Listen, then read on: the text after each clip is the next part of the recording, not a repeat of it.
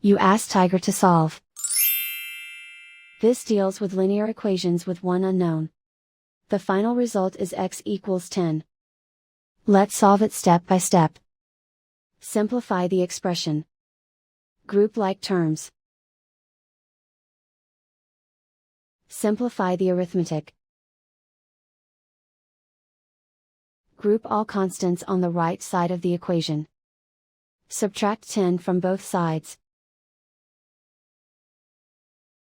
Simplify the arithmetic.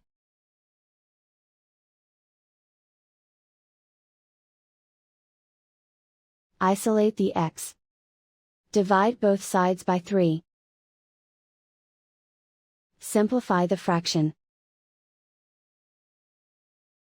Find the greatest common factor of the numerator and denominator. Factor out and cancel the greatest common factor.